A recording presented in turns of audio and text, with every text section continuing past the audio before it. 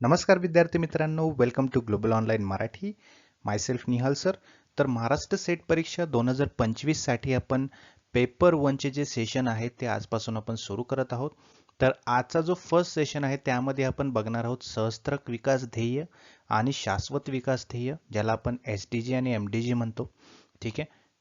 त्या गोल्सकडे आपण आज फोकस करणार आहोत. काय काय त्यामध्ये टार्गेट्स असणार आहेत ते आपण पाहणार आहोत आणि त्यासोबतच MCQ सुद्धा त्यावरती डिस्कस करूयात. ठीक आहे, जेणेकरून आपला कन्सेप्ट जो आहे तो आणखीन व्यवस्थितपणे क्लिअर होईल. ठीक आहे, तर विदाऊट गेटिंग लेट लगेचच आपण स्टार्ट करूया. लेक्चर सुरू करण्याआधी एक महत्त्वपूर्ण सूचना मी तुम्हाला सांगू इच्छितो मित्रांनो, की MH सेट साठी पेपर वनचं प्रिपरेशनला बूस्टअप करण्यासाठी आपण फुल कोर्स घेऊन आलेलो आहोत. त्यामध्ये तुम्हाला मॉक टेस्ट मिळणार आहेत. ठीक आहे, त्या मॉक टेस्टच्या आधारे तुम्ही प्रॅक्टिस करून तुमची जी प्रिपरेशन आहे ती आणखीन बूस्टअप करू शकता. संपूर्ण अभ्यासक्रमावरती नोट्स आपल्याकडे अवेलेबल आहेत.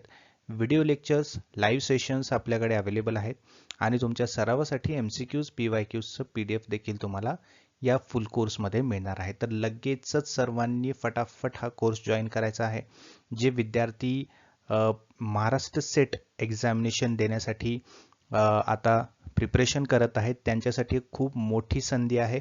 फटाफट आत्ताच्या आत्ता या नंबरवरती कॉल करायचा आहे आणि तुमचं पेपर वनचा जो फुल कोर्स आहे है ना, तो लगेचच आज जॉईन करायचा आहे.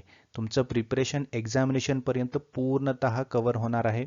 तुमचा पेपर वन मधला जो स्कोर आहे तो 80+, काय म्हणतोय मी, 80+ स्कोर तुम्हाला मिळवून देणार म्हणजे देणारच हा फुल कोर्स.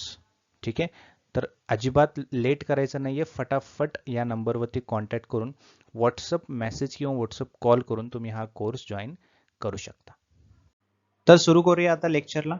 तर बघा, अभ्यासक्रमामध्ये तुम्ही अभ्यास करताना तुमच्या एक्झामिनेशनच्या पर्स्पेक्टिव्हने जर सर्वात महत्त्वाची गोष्ट कुठली असणार आहे तर ती म्हणजे तुमचा सिलेबस. तुमच्या सिलेबसच्या व्यतिरिक्त तुम्हाला परीक्षेमध्ये कुठलाही प्रश्न विचारला जात नाही. त्यामुळे सिलेबसला चांगल्या प्रकारे रटणं, माझा शब्द लक्षात घ्या, सिलेबसला रटणं हे तुम्हाला सर्वात महत्त्वाची गोष्ट आहे. सर्व प्राथमिक गोष्ट जर महत्त्वाची कुठली म्हटली तर ती तुमचा सिलेबस. तर तुमचा जो 9वा युनिट आहे म्हणजेच लोक विकास आणि पर्यावरण, म्हणजे पीपल डेव्हलपमेंट आणि एन्व्हायरमेंट, त्याचं सिलेबस तुम्ही इंटरनेटवरून सुद्धा पाहू शकता. त्यासोबतच मी सुद्धा आज तुम्हाला लेक्चरमध्ये सांगणार आहे डिटेलमध्ये हा सिलेबस कसा आहे आणि काय काय याचा अर्थ आहे. तर तुम्हाला एकदा सिलेबस कळाल्यानंतर त्या सिलेबसच्या थ्रूच आपल्याला पूर्ण अभ्यास करायचा आहे. त्याच्या व्यतिरिक्त आपल्याला काही करायचं नाही, हे लक्षात घ्या. तर बघा, पीपल डेव्हलपमेंट अँड एन्व्हायरमेंटचा सिलेबस अशा प्रकारे आहे. ठीक आहे, पहिला जो चॅप्टर आहे त्यामध्ये आहे डेव्हलपमेंट अँड एन्व्हायरमेंट, म्हणजेच मिलेनियम डेव्हलपमेंट गोल आणि सस्टेनेबल डेव्हलपमेंट गोल्स. जो आज चॅप्टर आपण बघणार आहोत तो आहे आपला फर्स्ट चॅप्टर. ठीक आहे, तर डेव्हलपमेंट अँड एन्व्हायरमेंट यामध्ये जर कुठले चॅप्टर्स आहेत तर तो आहे MDG आणि SDG.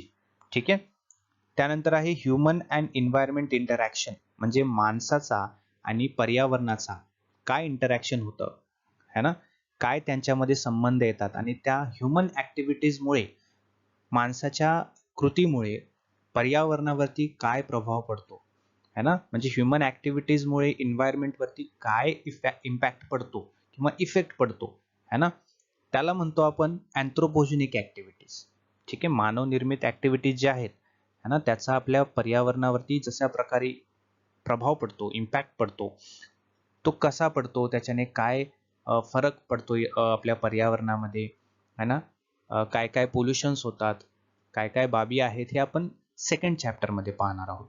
आणि लक्षात घ्या, या प्रत्येक चॅप्टरवरती वेगवेगळे MCQ सुद्धा आपण बघणार आहोत. म्हणजे एन्व्हायरमेंट या युनिटमध्ये जर कुठल्याही प्रकारचा कुठल्याही चॅप्टरवरती आपल्याला जर प्रश्न विचारला तर आपल्याला तो चॅप्टर माहिती पाहिजे, त्यावरती अभ्यास आपल्याला झाला पाहिजे आणि आपल्याला कुठलीही बाब माहिती नाही असं आपल्याकडे नसायला पाहिजे. तर यामध्ये बघा, तुम्हाला मी सांगतोय की सर्व चॅप्टर आपण डिटेलमध्ये पाहणार आहोत. त्यामुळे शेवटपर्यंत हे सर्व लेक्चर पाहणं तुमच्याकडून अपेक्षित आहे आणि खूप गरजेचं आहे तुमच्या एक्झामिनेशन पर्यंत. एन्व्हायरमेंटल इश्यूज हा आपला थर्ड चॅप्टर आहे. एन्व्हायरमेंटल इश्यूज म्हणजे काय, आपल्या पर्यावरणामध्ये होणारे काही समस्या आहेत, जसे की लोकल लेवलवरती असतील, रिजनल लेवलवरती असतील किंवा ग्लोबल लेवलवरती असतील है ना. बघा, एअर पोल्युशन आहे, वॉटर पोल्युशन, सॉइल पोल्युशन, मातीचं पोल्युशन, नॉईज पोल्युशन आहे, वेस्ट आहे, वेस्टमध्ये solid, liquid, biomedical, hazardous, electronic, हे सर्व प्रकारचे वेस्ट आपल्याला पाहायचे आहे.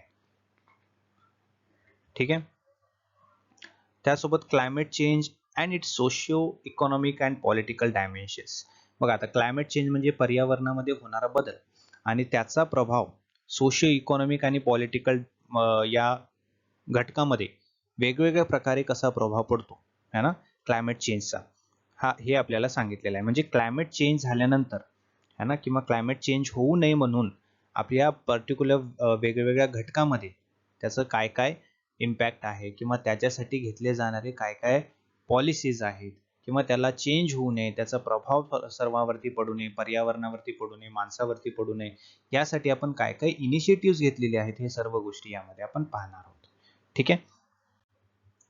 त्यानंतर आहे impact of pollutants on human health. आता हे जे पोल्युटंट्स असतात आपल्या पर्यावरणामध्ये, काही काही असे घातक घटक असतात जे की आपल्या मानवी है ना, मानवी शरीरावरती किंवा मानवाच्या हेल्थवरती है ना ते इम्पॅक्ट करत असतात, ते प्रभाव पाडत असतात. मग आपल्याला वेगवेगळ्या प्रकारचे आजार होणं, वेगवेगळ्या प्रकारचे काही काही डिसिजेस होणं, हे कशामुळे होतं, हे एन्व्हायरमेंट मधून येणारे कुठले घटक आहेत ज्यामुळे आपल्याला त्याचा त्रास होतो.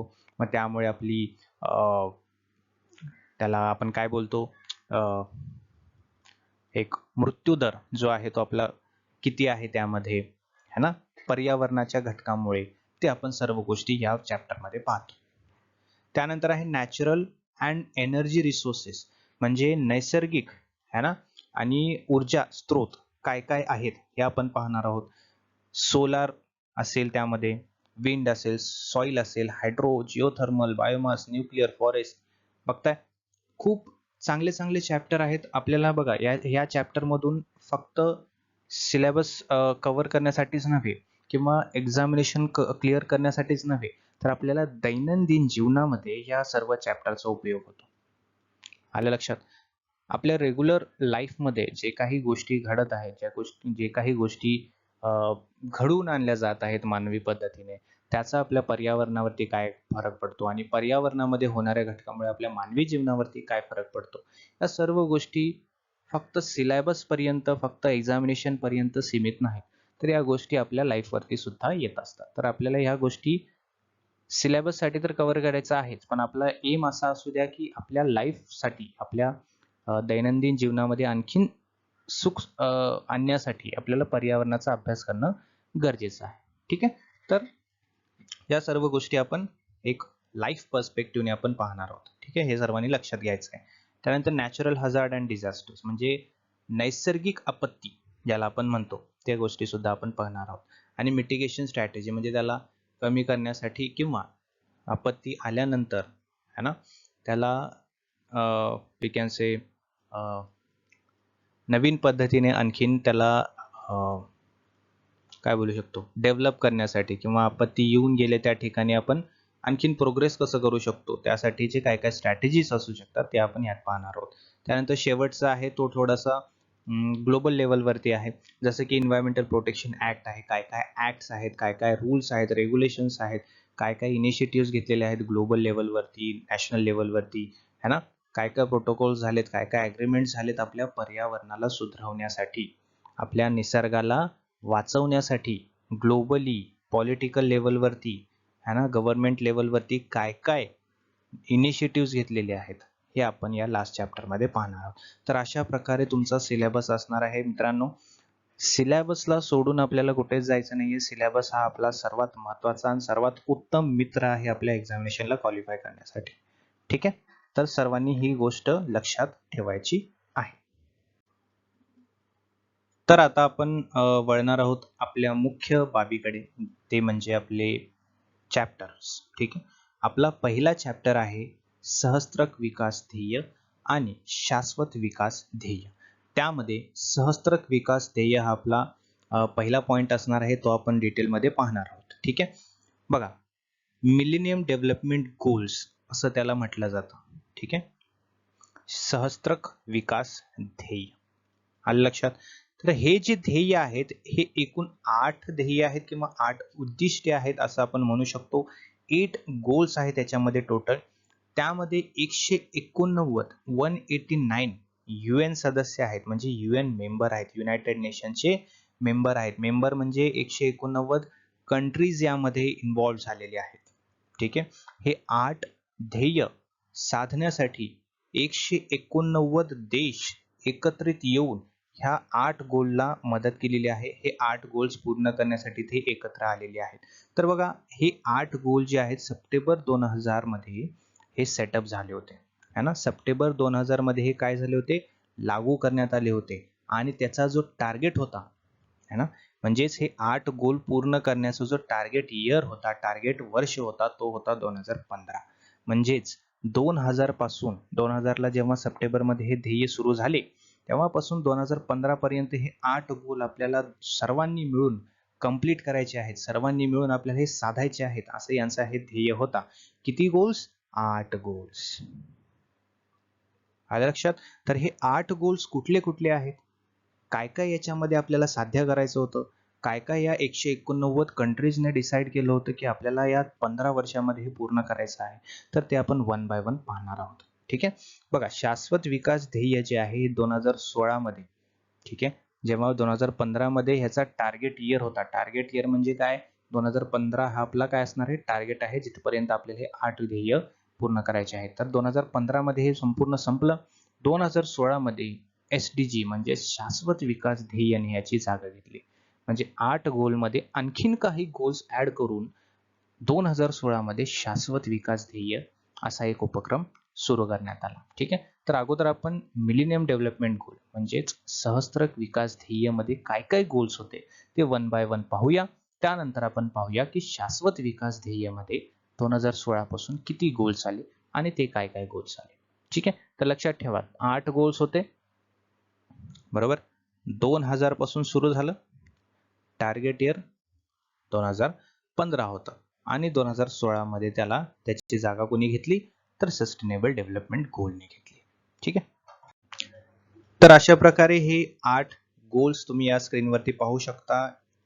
पहिला आहे eradicate extreme poverty and hunger, second आहे achieve universal primary education, third आहे promote gender equality and empower women, fourth आहे रिड्यूस चाइल्ड मॉर्टॅलिटी, फिफ्थ आहे इम्प्रूव्ह मॅटर्नल हेल्थ, सिक्स्थ आहे combat HIV AIDS and malaria and other diseases, seventh आहे ensure environmental sustainability आणि last वाला आहे तो म्हणजे develop a global partnership for development. बघा, तर असं नाहीये की हे 8 गोल्स आता वाचून दाखवले आणि त्यानंतर आपल्याला हे पाठ करायचे आहे.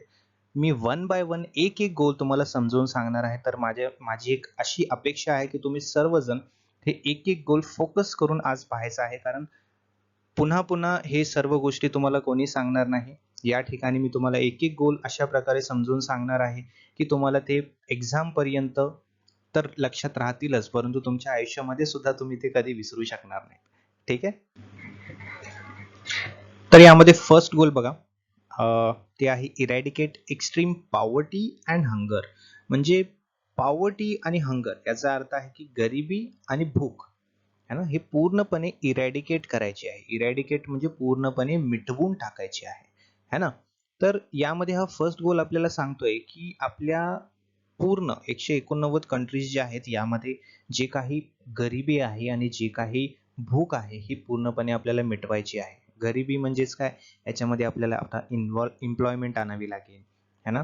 यामध्ये आपल्याला यंग जे पीपल आहेत, विमेन असेल, मेन असेल, यांच्यासाठी एम्प्लॉयमेंट आपल्याला आणावी लागेल. करेक्ट. जे बिलो पॉवर्टी लोक आहेत, है ना, त्यांची पॉवर्टी कमी करावी लागेल, है ना. त्यासोबतच बघा, यामध्ये जसं की हा गोल आहे, त्या गोलमध्ये पण असे वेगवेगळे टार्गेट आहेत. तर टोटल 3 टार्गेट यामध्ये आहेत फर्स्ट गोलमध्ये. फर्स्ट म्हणजे जे लोक $1.25 पेक्षा ज्यांचं इन्कम कमी आहे दिवसाला, है ना, त्या लोकांसाठी एक चांगलं राहणीमान तयार करणं हे एक आहे. त्यानंतर दुसरं आहे की डिसेंट एम्प्लॉयमेंट, म्हणजेच एक एम्प्लॉयमेंट, महिला असेल, पुरुष असेल, या सर्वांसाठी, यंग पीपलसाठी एम्प्लॉयमेंट प्रोव्हाइड करणं हा याच्यामध्ये सेकंड टार्गेट आहे. तिसरा टार्गेट आहे जे की हंगरमध्ये, जे भूकमध्ये जे लोक सहन करत आहेत, है ना, भुकेने ज्या लोकांचा मृत्यूदर वाढलेला आहे त्या लोकांसाठी सुद्धा आपल्याला वेगवेगळ्या सुविधा प्रोव्हाइड करायच्या आहेत, ज्यामुळे ही भूकमुळे मरणारी जे मृत्यूदर आहेत, मरणारे जे लोक आहेत यांची संख्या कमी करण्यात येईल. असे 3 टार्गेट या फर्स्ट गोल मध्ये होते. ठीक आहे. सो अशा प्रकारे हा फर्स्ट गोल आहे आपला. काय करायचं आहे याच्यामध्ये, गरिबी आणि भूक ही पूर्णपणे मिटवायची आहे. ठीक आहे. तर एक्झामिनेशन मध्ये जवळपास आपल्याला जर प्रश्न आपण बघितले की मागच्या प्रश्नपत्रिका पडताळून पाहिल्या तर त्यामध्ये सहसा प्रश्न आपल्याला हे विचारले जातात की यापैकी कुठला गोल सहस्त्रक विकास ध्येयामध्ये आहे किंवा यापैकी कुठला गोल सहस्त्रक विकास ध्येयामध्ये नाही, अशा प्रकारे आपल्याला प्रश्न बघायला मिळतात. ठीक आहे. सेकंड जो गोल आहे तो आहे अचीव युनिव्हर्सल प्रायमरी एज्युकेशन. म्हणजे हे कशाच्या रिलेटेड आहे, कशाशी संबंधित आहे, तर एज्युकेशनच्या, ठीक आहे, अभ्यासाच्या रिलेटेड आहे. तर हा जो सेकंड गोल आहे है ना, या सेकंड गोल मध्ये फक्त एकच टार्गेट होता की प्रत्येक चिल्ड्रन जे आहे, प्रत्येक लहान मूल जे आहे त्याला प्रायमरी, ठीक आहे, प्रायमरी जी स्कूलिंग आहे हे पूर्णपणे मिळाली पाहिजे. प्रायमरी स्कूल जी म्हणतो आपण ते प्रायमरी स्कूल सर्व मुलगा असो, मेल असो किंवा फिमेल असो, या दोन्हीला हे जे एज्युकेशन आहे हे मिळालं पाहिजे, असं यामध्ये गोल होता. सेकंड गोल कुठला गोल, युनिव्हर्सल प्रायमरी एज्युकेशन है ना. आणि हा गोल याच्यामध्ये कुठलाही जेंडर इनइक्वेलिटी असायला नाही पाहिजे, असं यामध्ये एक टार्गेट होता.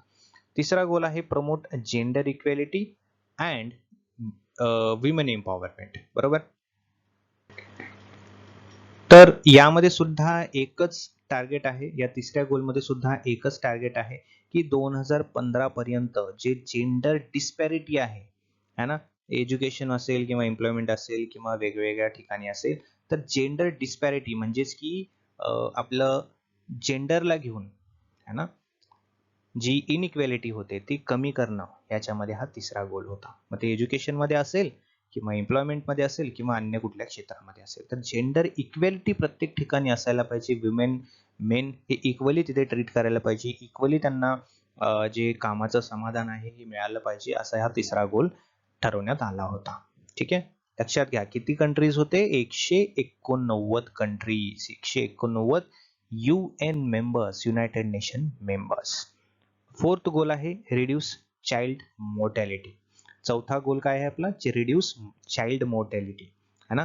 हा जो चाइल्ड मोर्टॅलिटीचा जो फोर्थ गोल आहे यामध्ये सुद्धा एकच टार्गेट आहे की 1990 पासून 2015 पर्यंत जो काही चाइल्ड मोर्टॅलिटीचा जो रेट आहे तो जवळपास टू थर्ड पर्यंत रिड्यूस करायचा आहे, असा हा चौथा गोल होता.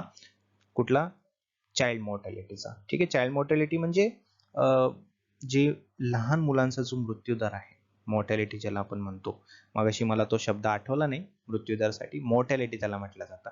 तर चाइल्ड मोर्टॅलिटी म्हणजे लहान मुलांचा जो मृत्यूदर आहे कुठल्या ना कुठल्या कारणास्तव, तर ते कारण आपल्याला काय करायचं आहे, रिड्यूस करायचं आहे, इरॅडिकेट करायचं आहे. म्हणजे त्या कारणानुसार, त्या कारणामुळे चाइल्ड मोर्टॅलिटी व्हायला नाही पाहिजे. कुठल्याही कारणामुळे चाइल्ड मोर्टॅलिटी ही कमी करायची आहे आपल्याला, 2/3 इतकी. हा चौथा गोल होता आपला. पुढचा आहे पाचवा गोल, इम्प्रूव्ह मॅटर्नल हेल्थ. बरोबर. Improve maternal health. Okay. So पाचवा जो गोल आहे इम्प्रूव्ह मॅटर्नल हेल्थ, यामध्ये दोन टार्गेट आहेत. ठीक आहे. ए आणि बी आपण त्याला असं म्हणू शकतो. ठीक आहे. तर ए जो टार्गेट आहे है ना, त्याला 3 क्वार्टर्स मध्ये 1989 पासून 2015 पर्यंत जी काही मॅटर्नल मॉर्टॅलिटी रेशो आहे तो काय करायचा होता, रिड्यूस करायचा होता. बरोबर. मॅटर्नल हेल्थ म्हणजेच जे मॅटर्नल कंडिशन मध्ये जे डेथ होते है ना, मॉर्टॅलिटी जो दर आहे, रेशो जो आहे तो काय करायचा आहे, रिड्यूस करायचा आहे आपल्याला 2015 पर्यंत 3 क्वार्टर्स मध्ये. ठीक आहे, 3 टप्प्यामध्ये. तर हा आपला पहिला टार्गेट होता, टार्गेट ए आपण त्याला म्हणू शकतो. टार्गेट बी जो होता तो काय आहे, जो मॅटर्नल हेल्थला इम्प्रूव्ह करण्यासाठी जे काही काय बोलतात आपण प्रोव्हिजन्स आहेत किंवा जे काही सुविधा आपल्याला दिल्या जातात, त्या सुविधा प्रत्येकाला मिळाल्या पाहिजेत. हा बी टार्गेट आपला होता. ठीक आहे, म्हणजेच access to reproductive health, universal access to reproductive health हा टार्गेट होता आपला दुसरा टार्गेट. कशाचा? 5व्या गोलचा, म्हणजेच इम्प्रूव्ह मॅटर्नल हेल्थचा दुसरा गोल जो होता तो होता 2015 पर्यंत सर्व महिलांना, सर्व मॅटर्नल कंडिशन मध्ये असणाऱ्या महिलांना जो हेल्थ सेक्टरमध्ये जे काही आपल्याला सुविधा पुरवल्या जातात त्याची पूर्णतः आपल्याला काय मिळाले पाहिजे? ऍक्सेस मिळाले पाहिजे, त्या सुविधा सर्वांना मिळाल्या पाहिजेत, असा आपला दुसरा टार्गेट होता. आलं लक्षात? पहिला टार्गेट काय होता? मॉर्टॅलिटी रेट कमी करणं, मॅटर्नल मॉर्टॅलिटी रेट कमी करणं, आणि दुसरा गोल जो होता युनिव्हर्सल ऍक्सेस देणं प्रत्येक मॅटर्नल वुमेनला. ठीक आहे. सहावा जो आहे तो आहे combat HIV AIDS, malaria and other diseases. म्हणजे डिझिजेसच्या रिलेटेड आहे, त्यामध्येच मुख्य डिझिजेस जे आहेत ते म्हणजे मोठ्या स्तरावरती जे डिझीज आहेत ते आहेत HIV एड्स, मलेरिया आणि दुसरे काही. यामध्ये टोटल 3 गोल होते है ना.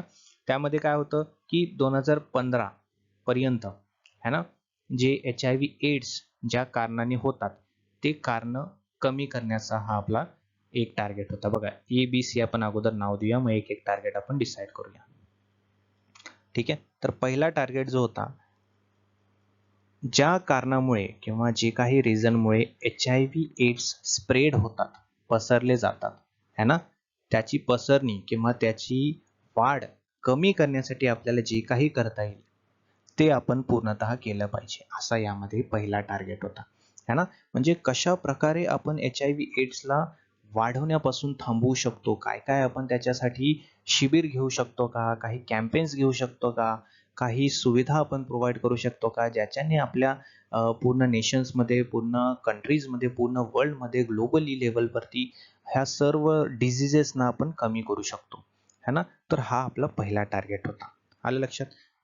सेकंड टार्गेट जो आहे है ना, सेकंड टार्गेट 6th गोलचा सेकंड टार्गेट जो होता तो आहे 2010 पर्यंत है ना, जे काही HIV एड्स साठी ट्रीटमेंट दिले जातात त्या ट्रीटमेंटसाठी सर्वांना सुविधा ह्या मिळाल्या पाहिजेत है ना, त्या ट्रीटमेंट सगळ्यांना मिळाल्या पाहिजेत. म्हणजेच जसं की 5th गोल मध्ये होतं सेकंड गोल की युनिव्हर्सल ऍक्सेस सर्व मॅटर्नल साठी मिळालं पाहिजे, तसंच या HIV एड्स साठी जे काही ट्रीटमेंट मिळाले जातात ते सर्व ट्रीटमेंट प्रत्येकाला मिळाले पाहिजेत, असा हा सेकंड टार्गेट होता 6th गोल मध्ये. आलं लक्षात? म्हणजे universal access to all the HIV AIDS patients for the treatment. Okay, ट्रीटमेंटसाठी सर्व HIV एड्सच्या पेशंट्सना युनिव्हर्सल ऍक्सेस मिळावं, हे आपला सेकंड गोल होता, सेकंड टार्गेट होता 6th गोलचा. ओके. थर्ड टार्गेट जो होता तो होता की जे मलेरिया आहे किंवा अदर मेजर डिसीजेस जे आहेत, मुख्य असे जे डिसीजेस आहेत, रोग जे आहेत बरोबर, त्याला काय करायचं होतं? कमी करण्यासाठी हा तिसरा टार्गेट डिसाईड केला होता. म्हणजे 3 टार्गेट जे होते ते यामध्ये डिसाईड केले होते. पहिला टार्गेट आणि शेवटचा टार्गेट जो आहे A आणि C हे जवळपास सेम आहेत. म्हणजेच की A टार्गेटमध्ये HIV एड्सला कमी करण्यासाठी आपण काय काय करू शकतो, आणि थर्ड टार्गेट जो आहे तो मलेरिया आणि बाकी मोठे डिझीजला कमी करण्यासाठी आपण काय काय करू शकतो, हे आपले टार्गेट होते. आणि बी टार्गेट जो आहे तो होता की universal access for the treatment for the HIV AIDS patients है ना, हा आपला सेकंड टार्गेट होता. आले लक्षात? तर बघा प्रत्येक गोलचं मी तुम्हाला टार्गेट सांगत आहे, तर तुम्ही लक्षात ठेवा हे टार्गेट है ना, फक्त लक्षात ठेवायचं तुम्हाला. चुकून माकून ही प्रश्न येऊ शकतो, पॉसिबिलिटीज कमी आहेत की टार्गेट वरती तुम्हाला प्रश्न विचारतील, परंतु पॉसिबिलिटीज जास्त आहेत की तुम्हाला गोल वरती प्रश्न विचारतील. आले लक्षात? ओके, सो नेक्स्ट बघा 7th गोल आहे इन्श्योर एन्व्हायरमेंटल सस्टेनेबिलिटी. काय लिहिलंय?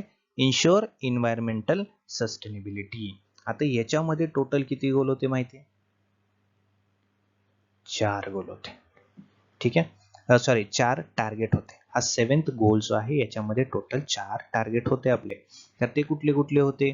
पहिला आहे जे सस्टेनेबल डेव्हलपमेंट आहेत प्रत्येक कंट्रीजमध्ये है ना, त्या सस्टेनेबल डेव्हलपमेंटसाठी आपण इंटिग्रेटेड पद्धतीने म्हणजे एकत्रित पद्धतीने काय काय पॉलिसीज ठेवू शकतो, काय काय पॉलिसीज बनवू शकतो, काय काय प्रोग्राम्स आपण बनवू शकतो, काय काय प्रोग्राम्स आपण आखू शकतो, है ना.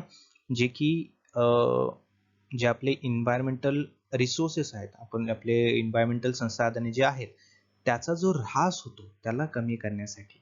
आलं लक्षात.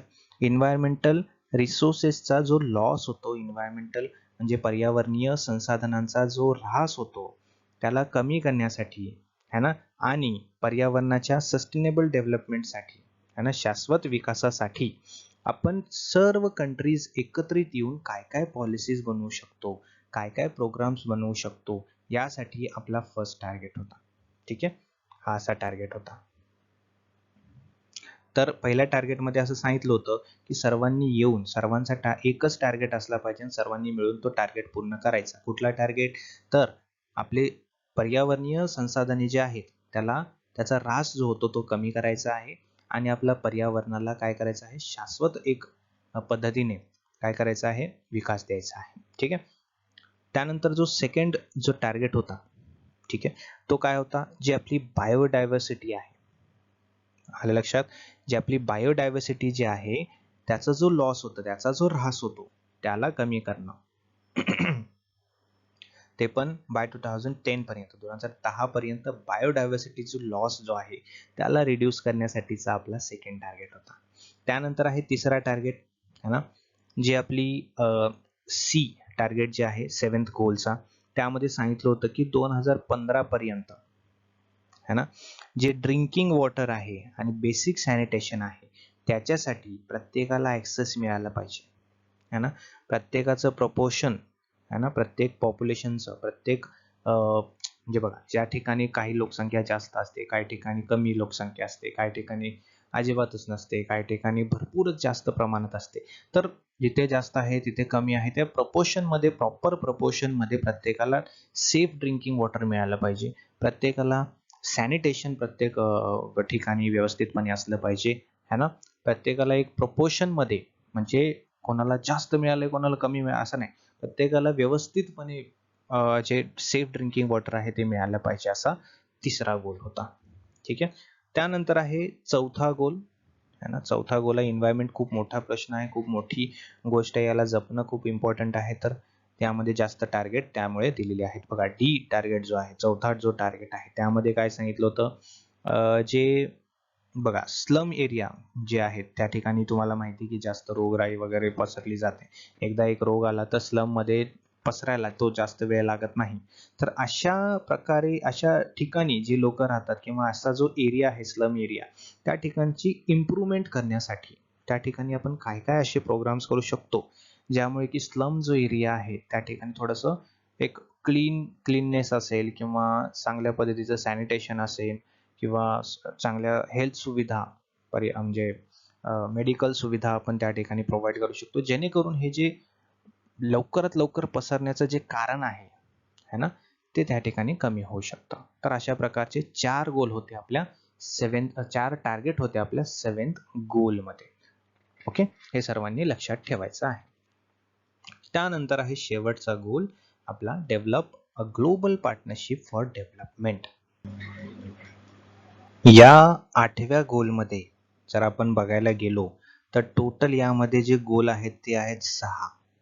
ठीक आहे, A B C D E F. ठीक आहे, अशा प्रकारे 6 टार्गेट यामध्ये दिलेले आहेत. ठीक आहे.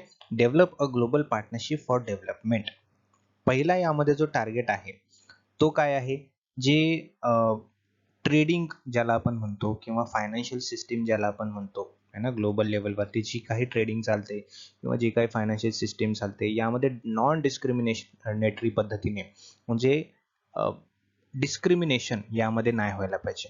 आता डिस्क्रिमिनेशन म्हणजे यामध्ये काय बोलू शकतो आपण, भेदभाव यामध्ये नाही व्हायला पाहिजे, है ना. कुठल्या भागामध्ये, ट्रेडिंग आणि फायनान्शियल सिस्टीम मध्ये भेदभाव नाही व्हायला पाहिजे. आणि जे टार्गेट्स आहेत, ठीक आहे, जे काही टार्गेट आपले ते फायनान्शियल टार्गेट असतील किंवा ट्रेडिंग पद्धतीचे असतील, ते आपल्याला काय करायचं आहे, रूल बेस्ड असले पाहिजेत. रूल नुसार आपल्याला ते लिहिले पाहिजेत, केले पाहिजेत. Okay, I am so sorry. तर यामध्ये जो फर्स्ट टार्गेट जो आहे, ठीक आहे, जो आपला 8th गोल मध्ये जो फर्स्ट टार्गेट जो आहे तो होता नॉन डिस्क्रिमिनेटरी, म्हणजे डिस्क्रिमिनेशन न करता काय करायचं आहे, ट्रेडिंग आणि फायनान्शियल सिस्टीम आपल्याला चालवायची आहे. त्यासोबतच रूल नुसार आपल्याला चालायचं आहे. ठीक आहे. आणि सर्वांसाठी ओपन असं मार्केट असायला पाहिजे. भले तुम्हाला ट्रेडिंग करायचे, भले तुम्हाला वी कॅन से देवाणघेवाण कशाची करायची आहे, बिझनेस करायचा आहे, तर त्यासाठी सर्वांना ओपन असं मार्केट असलं पाहिजे. त्यासोबतच रूल सारखं असलं पाहिजे आणि कुठल्याही प्रकारचं डिस्क्रिमिनेशन यामध्ये असलं नाही पाहिजे. सेकंड टार्गेट जो होता यामध्ये तो आहे की जे लिस्ट डेव्हलपमेंट कंट्री आहे, म्हणजे LDC ज्याला आपण म्हणतो है ना, कमी डेव्हलप झालेले जे काही कंट्री आहेत है ना, त्यांची काय गरजा आहेत, त्यांची काय स्पेशल नीड्स आहेत, ते आपल्या सर्व कंट्रीजने मिळून फुलफिल करावं, असे काही आपल्याला प्रोग्राम्स करता येतील का, हे सर्व आपल्या सेकंड गोलमध्ये आपल्याला ठरवलेलं होतं. त्यानंतर आहे तिसरा गोल, थर्ड टार्गेट आहे तो म्हणजे जे डेव्हलपिंग कंट्रीज आहेत किंवा स्मॉल आयलँड डेव्हलपिंग स्टेट्स आहेत है ना, त्यांचे काय स्पेशल नीड्स आहेत त्याला आपण फुलफिल करता येईल का, असे आपले काही तिसरे टार्गेट आहेत. ठीक आहे. चौथा जो टार्गेट आहे तो आहे जे फार्मास्युटिकल, जे फार्मसीमध्ये जे डेव्हलप झालेले काही कंपनीज आहेत है ना, त्यांच्यासोबत कोऑपरेशन करणं आणि अफोर्डेबल ऍक्सेस सर्वांना मिळवून देणं, हा आपला चौथा गोल आहे. ठीक आहे. त्यानंतर आहे cooperation with private sectors, private sector सोबत काही कोऑपरेटिव्ह करणं, जे नवीन टेक्नॉलॉजीज आहेत है ना, काही जे ITC आहे है ना, त्या सर्व गोष्टी आपल्याला प्रत्येक कंट्रीला एक अफोर्डेबल कंडिशनमध्ये मिळता यावं किंवा मिळवून देणं, हे आपलं शेवटचा नाही, सेकंड लास्ट गोल आहे. ठीक आहे. त्यानंतर एक गोल राहिला जो सर्वात महत्वाचा जो मुद्दा आहे तो म्हणजे की जे डेव्हलपिंग कंट्रीज आहेत है ना, जे प्रोग्रेस करणाऱ्या कंट्री आहेत, त्यांचे जे काही डेप्ट लेवल आहे, म्हणजे कर्जामध्ये जे काही प्रॉब्लेम्स असतील, तर त्याला नॅशनली किंवा इंटरनॅशनली ते मेजर करणं है ना, त्यांना लॉंग टर्म असं आपल्याला डेप्ट देता येईल का, लॉंग टर्म असं फायनान्शियल एक कंडिशन आपण त्यांची सुरळीत करू शकतो, कशा प्रकारे करू शकतो, आपण डेप्ट देऊन करू शकतो का, डेप्ट म्हणजेच कर्ज देऊन करू शकतो का, किंवा त्यांना कर्जामध्ये काही प्रॉब्लेम्स असतील तर त्याला आपण सॉल्व्ह करू शकतो का, अशा प्रकारचे काही मुद्दे त्याला फुलफिल करणं, त्याला आपण बोलू शकतो की त्याला पुरेसं असं काहीतरी मिळवून देणं, जेणेकरून जे कंट्रीज आहेत, डेव्हलपिंग कंट्रीज आहेत, त्यांचे डेप्ट प्रॉब्लेम्सला आपण कमी करू शकतो. ठीक आहे. हे आपले सर्व गोल्स होते, 6 गोल्स होते आपल्या 6 टार्गेट होते आपल्या 8व्या गोलमध्ये. तर ठीक आहे. तर अशा प्रकारे एक एक टार्गेट आपण सर्व गोल्स पाहिलेलं आहे. तर गोल्स जर तुमच्या लक्षात नसतील तर यामध्ये एखादा असा दुसरा कुठला टार्गेट जर आपल्या लक्षात आला असेल तर ते आपण त्यावरून गोल ठरवू शकतो. तर अशा प्रकारे 8 गोल आहेत आपल्या मिलेनियम डेव्हलपमेंट गोलमध्ये. तर आता आपण काही प्रश्न बघूया जे की आपल्या मिलेनियम डेव्हलपमेंट गोल वरती आहेत, जेणेकरून आपल्याला कळेल की आपल्याला हा सिलेबस जो आहे, हा चॅप्टर जो आहे तो किती चांगल्या प्रकारे समजलेला आहे. बरोबर. In what period of time the UN member states aim to achieve their millennium development goal, म्हणजेच UN सदस्य जे आहेत है ना, UN मेंबर्स जे आहेत, या सर्व राष्ट्रांनी है ना, जे आपले मिलेनियम डेव्हलपमेंट गोल जे आहेत, हे आपले सहस्त्रक विकास ध्येय जे आहेत, हे साध्य करण्यासाठी है ना, याचा जो कालावधी आहे तो कोणता कालावधी होता, किंवा ते विकास किंवा ते उद्दिष्ट साध्य करण्यासाठीचे है ना कालावधी कुठले होते असं आपल्याला विचारलेलं आहे. 1995 ते 2010 होतं का, 2015 ते आतापर्यंत आहे का, किंवा 2000 ते 2015 आहे का, की 1990 ते 2005 आहे. तर आपल्याला माहिती आहे, आपण पाहिलं होतं की 2000 पासून ते 2015 पर्यंत हा कालावधी होता. करेक्ट. सर ऑप्शन सी हे करेक्ट आहे. 2000 मध्ये सप्टेंबर 2000 मध्ये हा मिलेनियम डेव्हलपमेंट गोल जो आहे तो डिसाइड करण्यात आला होता आणि 2015 हा त्याचा टार्गेट इयर होता. बघा, युनायटेड नेशन मिलेनियम डेव्हलपमेंट गोल 2000 सप्टेंबर मध्ये हे जे आहे ते ऍग्री केला होता. 2015 पर्यंत त्याचा टार्गेट होता. आणि जसं की आपण पाहिलं तर 2016 मध्ये सस्टेनेबल डेव्हलपमेंट गोलने हे MDG ला काय केलेलं आहे, सक्सीड केलेलं आहे. ठीक आहे. हे सर्व गोष्टी लक्षात ठेवायच्या आहेत तुम्ही. बघा, पुढचा प्रश्न आहे, which of the following are millennium development goals. जसं की मी तुम्हाला सांगितलं होतं की अशा प्रकारचे प्रश्न विचारले जाऊ शकतात की कुठला यापैकी खालील मिलेनियम डेव्हलपमेंट गोल आहे किंवा कुठला यापैकी खालील मिलेनियम डेव्हलपमेंट गोल नाही, है ना? असं दोन्हीपैकी कुठल्याही प्रकारचा प्रश्न विचारला जाऊ शकतो. तर ऑप्शन्स आपल्याला दिलेले आहेत, किती? 6 ऑप्शन दिले आहेत. तर 6 पैकी कुठले मिलेनियम डेव्हलपमेंट गोल आहेत हे आपल्याला विचारलंय. ठीक आहे. Eradicate extreme poverty and hunger, promote gender equality and empower women, reduce child mortality, affordable and clean energy, combat HIV AIDS and clean water and sanitation. ठीक आहे. तर यापैकी कुठले कुठले गोल्स होते आपले? तर यामध्ये बघा ऑप्शन सी जे आहे ते करेक्ट आहे. म्हणजे इरॅडिकेट एक्स्ट्रीम पॉवर्टी हे होतं, आपण पाहिलं होतं. Promote gender equality and empower women हे आपण पाहिलं होतं. त्यानंतर अफोर्डेबल अँड क्लीन एनर्जी हे आपण पाहिलं होतं, है ना? त्यानंतर आपण काय पाहिलं होतं? HIV AIDS, malaria and other disease हे सुद्धा आपण पाहिलं होतं. ठीक आहे. सॉरी, रिड्यूस चाइल्ड मोर्टॅलिटी त्यामध्ये होतं, अफोर्डेबल क्लीन एनर्जी त्यामध्ये नाहीये, आणि HIV एड्स म्हणजे ए, बी, सी आणि ई हे आपले करेक्ट ऑप्शन्स आहेत. थांबा, या ठिकाणी दिसत नसेल, मी परत एकदा दाखवतो. तर आपलं ऑप्शन ए जे आहे, इरेडिकेट एक्स्ट्रीम पॉवर्टी आपण पाहिलं होतं, है ना? त्यामध्ये वेगवेगळे टार्गेट आहेत हे आपण पाहिलं होतं, 3 टार्गेट आहेत. त्यानंतर प्रमोट जेंडर इक्वेलिटी हे आपण पाहिलं होतं, त्यामध्ये एकच टार्गेट होता. त्यानंतर रिड्यूस चाइल्ड मोर्टॅलिटी सुद्धा होतं, हे आपण पाहिलं होतं. अफोर्डेबल क्लीन एनर्जी आणि क्लीन वॉटर अँड सॅनिटेशन हे SDG चे गोल आहेत. आलं लक्षात? हे कशाचे गोल आहेत? SDG चे. ते आपण पुढे पाहणार आहोत. आणि lastly combat HIV and AIDS हे 4 जे आहेत हे मिलेनियम डेव्हलपमेंट गोल आहेत. बघा मित्रांनो, अशा प्रकारे प्रश्न विचारले जाऊ शकतात. या ठिकाणी वेगळा उलट प्रश्न सुद्धा विचारला जाऊ शकतो की which of the following are not, या ठिकाणी नॉट येऊ शकतं, नॉट मिलेनियम डेव्हलपमेंट गोल असं विचारलं जाऊ शकतं. आलं लक्षात? मग त्याचा आन्सर काय येईल? D अँड F असं ऑप्शन येईल आपलं. आलं लक्षात? तर हे सर्वांनी ही जी बाब आहे, ही जी गोष्ट आहे, सर्वांनी लक्षात ठेवायची आहे. आपल्याला उलट पुलट असे प्रश्न विचारले जाऊ शकतात. तर आपल्या माहितीसाठी हे सर्व गोल परत एकदा मी तुम्हाला सांगतो. Eradicate extreme poverty and hunger हा फर्स्ट गोल होता. अचीव युनिव्हर्सल प्रायमरी एज्युकेशन हा सेकंड गोल होता. Promote gender equality and empower women हा थर्ड गोल होता. रिड्यूस चाइल्ड मोर्टॅलिटी, त्यानंतर improve maternal health, HIV AIDS and malaria and other disease combat करण्यासाठीचा हा गोल होता. त्यानंतर एन्व्हायरमेंटल सस्टेनेबिलिटीसाठी इन्शुअर करणं हे आपला 7th गोल होता. त्यानंतर लास्ट होता develop a global partnership for development हाच गोल होता. यामध्ये 6 टार्गेट होते, यामध्ये 4 टार्गेट होते, है ना? बाकी काय काय मध्ये 1 1 2 2 3 3 4 4 असे टार्गेट होते. आलं लक्षात? तर त्या टार्गेटनुसार सुद्धा आपण हे गोल लक्षात ठेवू शकतो. बघा, which one of the following was not a millennium development goal. बघा, जसं मी तुम्हाला सांगितलं होतं, अशा प्रकारे सुद्धा प्रश्न विचारला जाऊ शकतो. तर आपल्याला MDG चे गोल माहिती आहेत, है ना? तर आपण ऑप्शन मध्ये बघूया की कुठला MDG चा गोल यामध्ये नाहीये, है ना? तर नाहीये हे शोधण्यासाठी आपल्याला कुठले आहेत हे माहिती असणं गरजेचं आहे, तेव्हाच आपण व्यवस्थितपणे सोडवू शकतो. तर good health and wellbeing, eradicate extreme poverty and hunger, improve maternal health and reduce child mortality.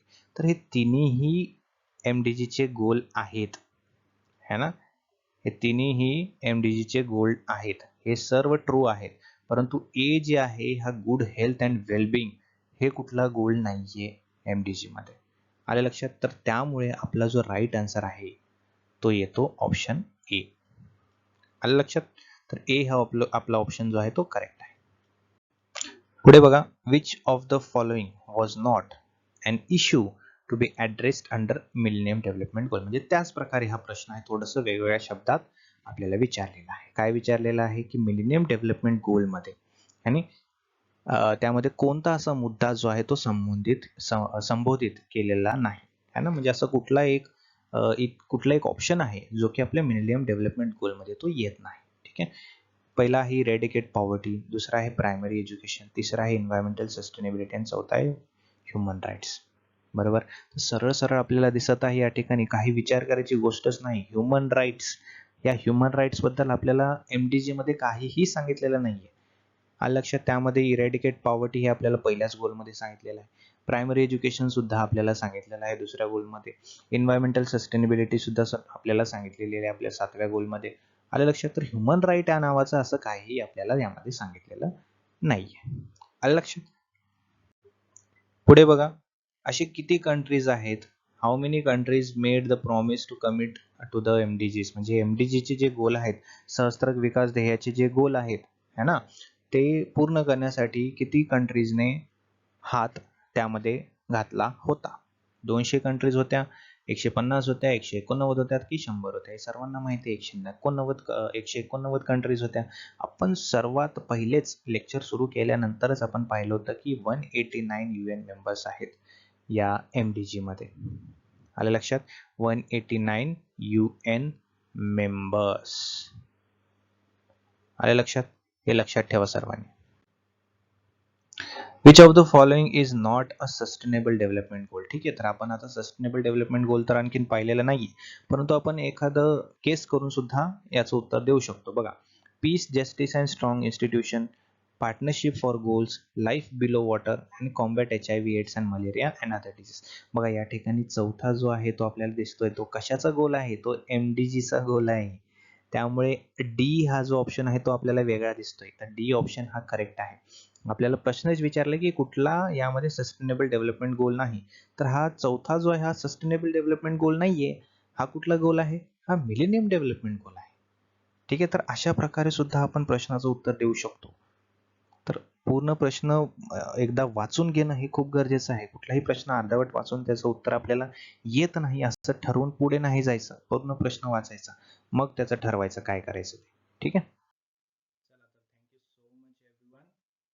परत आपण नेक्स्ट सेशनमध्ये जे आहे SDGsचे गोल सुद्धा आपण पाहणार आहोत, त्यासोबत टार्गेट्स त्याचे जे असणार आहेत ते कव्हर करणार आहोत. सो सर्वांनी उद्या 9 वाजता सकाळी रेडी राहायचं आहे लेक्चरसाठी. ठीक आहे, चल, bye bye everyone, have a good day, bye.